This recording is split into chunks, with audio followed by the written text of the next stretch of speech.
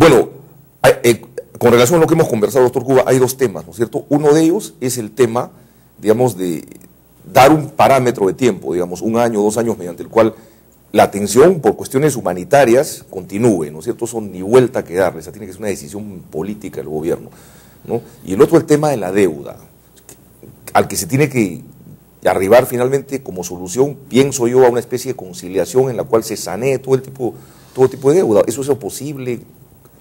Yo creo que empecemos por el tema de la deuda. En el tema de la deuda hay 3 cifras. Una primera cifra es la que el hospital pide. Dice, yo he atendido 100 pacientes, de los cuales he gastado 50.000 soles. Eso pide el hospital. ¿Cuál es el monto más o menos a nivel nacional? 178 millones 178 millones de soles. Yo he pedido eso. Yo pido eso que he atendido. La otra cifra viene es los del seguro, que hacen ahora auditoría a todas las historias clínicas. De tal manera que digan, un momentito, tú has gastado 50.000 soles, pero porque has querido. En realidad lo que has debido gastar son 30.000, que es lo que yo reconozco que te voy a pagar. Esa es la segunda cifra. Y la tercera cifra es lo que ya se acumuló y que es deuda como tal. Es decir, ya reconoció que debe ese dinero, ya está conciliado y ahora viene que debe pagar la deuda. ¿Y eso cuánto más o menos? Esos son los 178 millones. Esos son los 178 millones. Ahora, ¿eso qué significa entonces? Significa que los hospitales ya pierden por la primera conciliación, porque pedían 50.000 y le dan 30.000. O sea, y ahí ya perdieron 20.000. Pero viene la segunda, ya le dijeron que le deben los 30.000 y ahora viene la conciliación. Entonces, ¿qué dice el gobierno? 2008 fue la última conciliación. 2009, te estoy dando lo histórico del 2008. 2010, te voy a dar lo histórico del 2008. En consecuencia, todo eso sumado son 168 millones. Pero no me pagas los nuevos atendidos, los que he crecido, los que he incrementado, los nuevos servicios. Eso tiene que entrar en una nueva fase de conciliación, que vendría a ser una cuarta cifra, la cifra de conciliación ya del año 2010 con los nuevos atendidos que se han hecho. ¿Que será aproximadamente cuánto podría? Por lo menos hablamos de 100 millones más. O sea, ya no estamos hablando de 178 millones. 200. Podríamos llegar a 278 millones de soles. Esto... O sea, casi 100 millones de dólares. Esto es un presupuesto, es un pliego. Eso es muchísimo dinero. Claro. Por lo tanto, el gobierno, lo primero que tenía que hacer es pagar esa deuda. Ahora, yo escucho a veces declaraciones altisonantes de los políticos, sobre todo, incluso del propio presidente de la República, que dice, nosotros vamos a consolidar el aseguramiento universal, en Lima Metropolitana por lo menos. Antes de plantear eso, debería, señor, pago la deuda, porque de esa manera consolido el aseguramiento universal. Básico. Entonces, ese es el tema, creo, son más o menos 100 millones de dólares, aproximadamente 277 millones de soles, son más o menos 100 millones de dólares, lo que equivale más o menos, mi estimado doctor Cuba, al presupuesto del Programa Nacional del Vaso de Leche, por ejemplo. Estamos hablando de esas cifras, ¿no? Es una cifra importante, que se ha dejado acumulada. Así es. Y el segundo tema es, ¿qué medidas transitorias tiene que tomar el gobierno para evitar que haya barreras de acceso al sistema de salud, al Seguro Integral de Salud? El primero de ellos es que el DNI tiene que exigirse, cierto, pero el que no lo tiene no debe ser una barrera para que ingrese. Punto 1. Punto 2. Se tiene que incrementar el sistema de dotación de internet y luz eléctrica en todo el país, de tal manera que la gente en los establecimientos más alejados de la sierra o de la selva tengan esas internet comunitario que les permite ingresar. Y si no puedes ingresar por internet comunitario, que atiendan a toda la población. Claro, tendría alguna política en zonas altoandinas.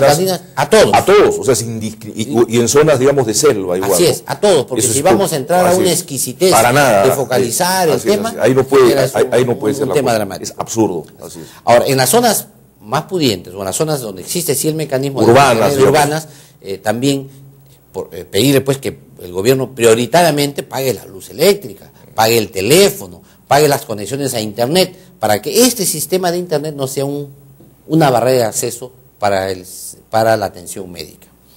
El tercer punto que tiene que ver aquí, tiene que ver con el tratamiento de las emergencias. Es decir, en la emergencia no podemos esperar pues que el paciente acredite todo en la emergencia. En la emergencia es emergencia, señor.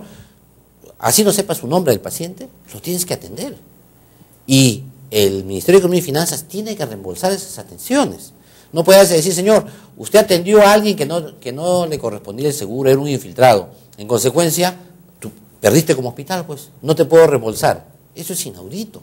O sea, es al revés. El hospital tiene que atender a ese paciente. Ahora, evidentemente, después que se atiende, lo sacas de la emergencia, haces un estudio social y ves que es un pudiente, el pudiente te va a pagar o le haces una cobranza.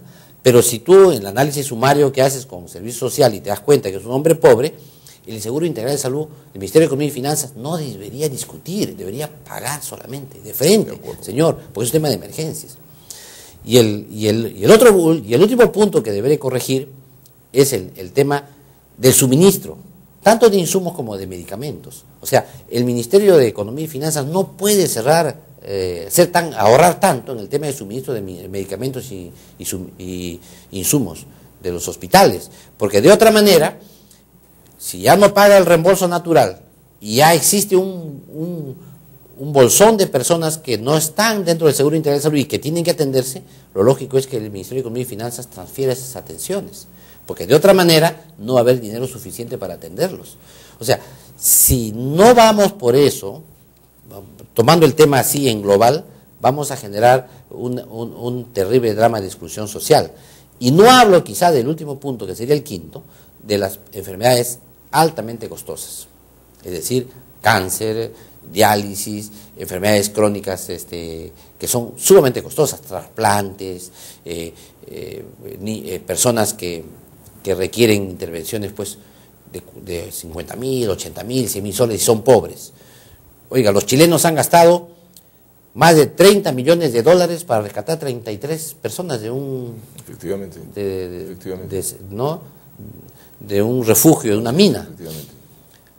30 más, no les ha temblado la mano en gastar ese dinero. Han dado un espíritu de solidaridad en el mundo entero. Y nosotros, si tenemos un paciente grave que requiere 40.000, 50.000 soles, lo dejamos abandonado. O sea, tiene que haber un fondo que por ley existe, que es el FISAL.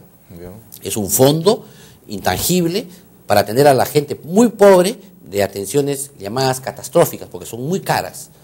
Pero ese FISAL no tiene plata. Nadie transfiere fondos. Parece que esperan que el fondo, la caja se llene sola. Lo único que tiene es nombre, ¿no? Lo único que tiene nombre. Es un FISAL, es un fondo prácticamente virtual. Ese dinero debería ya estar depositado en esas cuentas para que poder dar atención. Entonces, de tal manera que un paciente muy pobre, un menesteroso, digamos, que tiene cáncer, no se queda sin atención. O que requiere una operación muy costosa, tiene que darle la atención, no se lo puede dejar abandonado. Una persona que no tiene seguro pero que está en una emergencia, se le tiene que dar la atención médica. Esos mecanismos son los que decimos nosotros desde la Asociación Médica Peruana que el gobierno tiene que afinar. De lo contrario, estamos generando una medicina profundamente inhumana con una terrible exclusión social. De acuerdo, doctor Cuba. Bueno, señores del gobierno, señor ministro de Salud, por favor, cartas en el asunto. El tema es pues desburocratizar la administración pública un poco, tomar decisiones ya, no cuando ya el problema ha estallado, que eso parece ser una característica de nuestro país. Yo no quería dejar, doctor, de conversar con usted también de un problema que estábamos comentando hace algunos días, que es la discriminación, digamos, de los niños, lo que hoy se denomina como el bullying, ¿no? Que es una palabra de origen inglés que trata de explicar un poco el fenómeno de cómo se maltrata a veces en los colegios a los compañeritos por alguna determinada razón, y se produce una discriminación y se crean pues una serie de traumas y problemas, ¿no? Ese es otro de los temas que teníamos pendiente con usted. Es lamentable lo ocurrido con este chico Clinton Maille, que es un estudiante que fue maltratado en un colegio de San Juan de Lurigancho en Lima, que producto de un golpe que le dio un compañero, está ahora postrado en el hospital del niño parapléjico. Esto ha merecido la reflexión desde diversos puntos de vista. Nosotros como médicos tenemos una reflexión muy particular, ¿no? La primera de ellas se genera en el hecho de que este niño, además de este traumatismo que ha tenido, sufre de una enfermedad en la columna de la tuberculosis, el mal de Poto.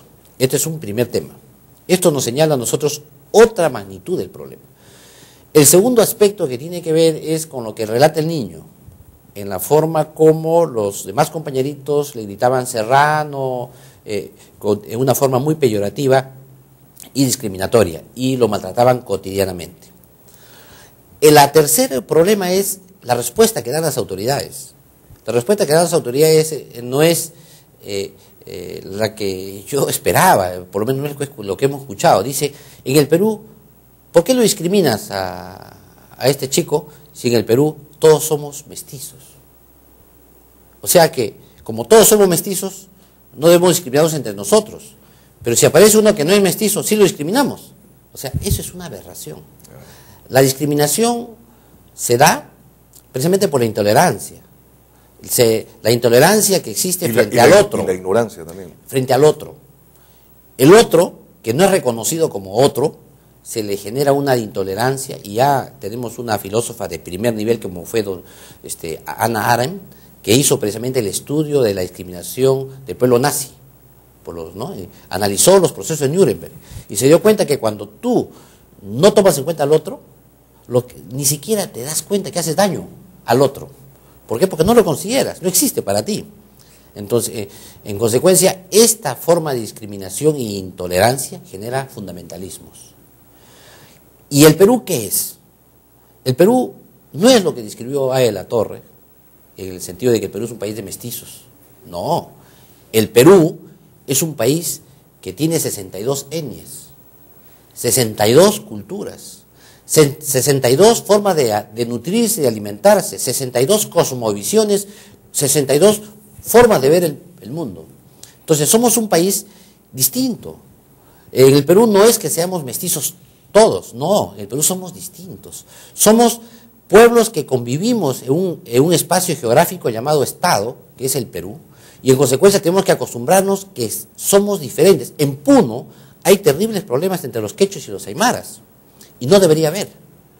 ¿Por qué? Porque hay quechuas, hay aymaras y hay hispanos, y en ese espacio, si no hay tolerancia, si no aprenden a convivir como iguales todos ellos, lo que vamos a generar son terribles conflictos. Ya no hablemos de las etnias de la selva.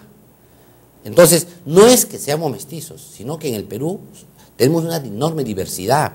Somos pluriculturales, pluriétnicos, ¿no es cierto?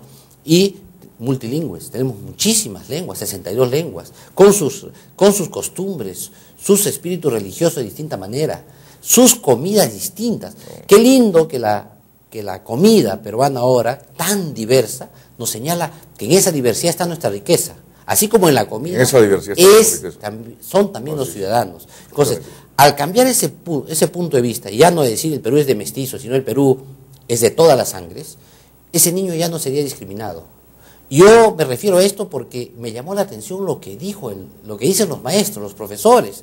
Oiga, señor, no sé por qué discriminas al chico si todos somos mestizos. Esa no es la explicación. ¿Cuál debería ser la explicación? Es que todos somos distintos. Todos somos distintos. Somos de diversas culturas, diversas etnias, y no debemos discriminarnos entre nadie. En consecuencia, yo creo que esa lección no se ha aprendido todavía. Este niño nos da una lección enorme. Nos demuestra que tenemos una cultura proclive al fundamentalismo y a la intolerancia, y que si no tomamos acciones desde lo más alto nivel del Estado, sobre todo en el sistema educativo peruano, esto se va a transmitir de generación en generación. Por eso que creemos desde la Asociación Médica Peruana que este caso, este niño, es la punta del iceberg de la violencia que hay en los colegios, y que si no tomamos unas medidas a largo plazo de una nueva visión del Perú y de los peruanos, esto se va a volver a repetir. Estamos de acuerdo, doctor, es un excelente aporte. Está haciendo un paralelo un poco como lo que ocurrió en lo que eran los Estados Unidos, digamos, en la década de los 60, después de la aparición de Luther King y tantos luchadores sociales y políticos en Estados Unidos, a lo que ha devenido en las últimas décadas, ¿no? Un país en donde mayoritariamente se toleran blancos, negros y todas las razas que conviven en esa gran nación. Ese es el fin, y yo creo que la lección de la Segunda Guerra Mundial, del racismo nazista y todo ello, es una explicación palpable y clara que el Perú no puede repetir eso. Muchas gracias, doctor Cuba. Ha sido muy amable. Amigos, regresamos en breve. Esto es Hora 8 para todo el Perú.